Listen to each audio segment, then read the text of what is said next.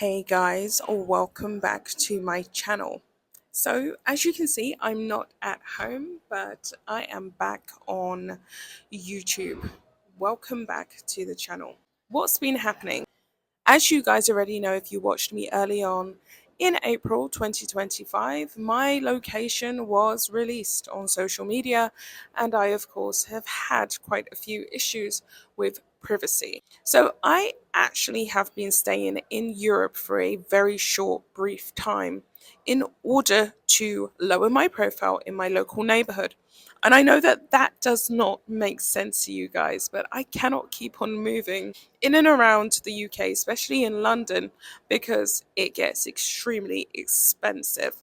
So that's what's happened. For a second time, my location has been leaked, but I'm safe and sound. And for all of you guys who sent me well wishes, thank you so much. Your concern and your support has been received and is much appreciated. But without further ado, what is really important is that I carry on with this very important message of giving you guys my opinion on Meghan Markle and all of her lies and all of her tripe, and exposing the Harkles for what they really are.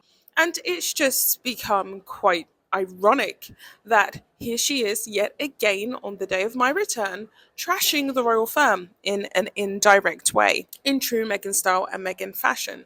I'm currently filming from the Barbican Centre, and I would highly recommend this place if you are ever stopping by in central London. It's easy to get to, and they have great Wi Fi here, and of course, they have plugs. But without further ado, let me continue on. So, Meghan Markle has recently dropped an interview to promote her With Love Meghan series with a lady called Emily Chang, and she's working for Bloomberg Originals, I believe. And she has kind of answered some of the tough questions that everybody wanted her to answer regarding her disastrous public image. And so she trashes the royal firm, as you guys are probably fully aware of right now. But what was really quite telling was her snarky, aggressive, negative body language towards Emily Chang. And she basically wanted to belittle everything that Emily was saying, especially regarding her negative public image in the press. As you can see here, which is what I really took in, and I always take this in when I see Meghan Markle live in action on screen, is the way in which she reacts to the interviewer. So Emily asked her quite a pertinent question, and she said, "What exactly do you feel about the mass wide criticism that you receive from the press and basically from social media at large, and how your PR releases are basically falling flat and on deaf ears, and it's not changing the public's perception on you?" And she basically turned around and said, it's just a caricature. It's all based upon a negative caricature that's been spun by the media in order to make her look bad, but it has absolutely nothing to do with her because we don't know her. We truly don't know who she is. And I just found that quite delusional, to say the least, because I thought to myself, well, what do we know? Because as far as I'm concerned, Meghan Markle, as Emily Chang revealed in the interview, has been in the public eye for plus 9 years now, nearly 9 years. She came to the fore, obviously, when she was dating Harry. Roughly around 2017, 2018 was when she was the most Googled person, as it's revealed in this interview on social media. She was one of the most Googled people on the internet.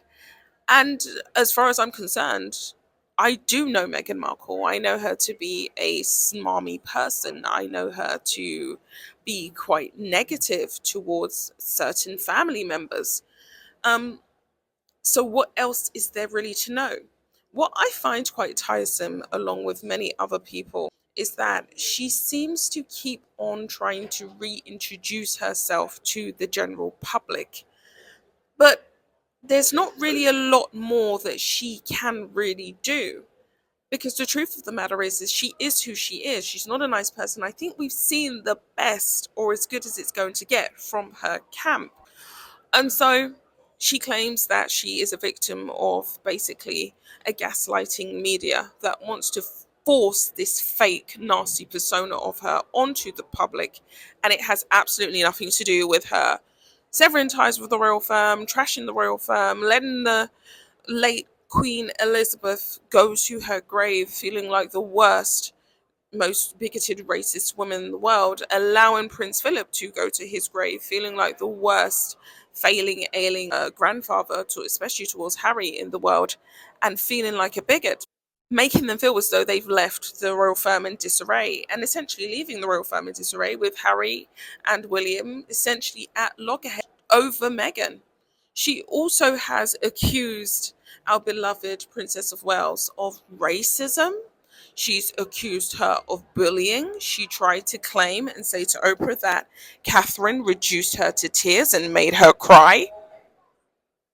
All of these things are preposterous and simply not true. But yet she continues to force this narrative on the public and then disassociates from the narrative at large. I thought this was quite a poignant interview, but then I thought it was an insignificant interview because it just reinforces everything that we already think about Meghan. She's narcissistic, she's delusional, she's detached, and she's disingenuous. So, of course, Emily done a very good job, and she asked her another hard hitting question, which jumped out to me, which was in the last 5 minutes, I believe, of the interview. And she basically said, how do you want your children's upbringing and their relationship with their family to differ from that of yours and Harry's? Because, of course, Harry and Meghan simply, from what we can see, had very unsatisfying, unhappy childhoods. At least that's what we're led to believe, because they simply have disassociated with all of their blood relatives. So she said, what kind of family relationship do you want your kids to have? And she said, oh, I want them to have healthy, happy family relations, and to be healthy and happy and be good people who make good changes in the world and lead by example by us. And you just think to yourself, well, what kind of example can two negative, rotten moaners make to two young, impressionable people who have no balance in their life? It seems as though Doria Ragland seems to have walked off. She doesn't want to really associate with her daughter anymore because it's, quite frankly, as we all know, pretty much embarrassing. And she essentially wants to disassociate from her altogether. So, what do they really have to offer these children? But her body language says it all. She tenses up here. You can see her lips curl and they tighten. And she looks enraged at Emily. She looks extremely furious that Emily went there and essentially wants to challenge Meghan's narrative, wants to challenge everything that Meghan likes to believe about herself. She's not doing a thorough job with those children. She's not doing a good job with those children because they simply do not have any exposure to the blood relatives that they should have exposure to. They are victims of a narcissistic echo chamber that they are imprisoned within. They don't have any real balance from their grandparents. They don't have any.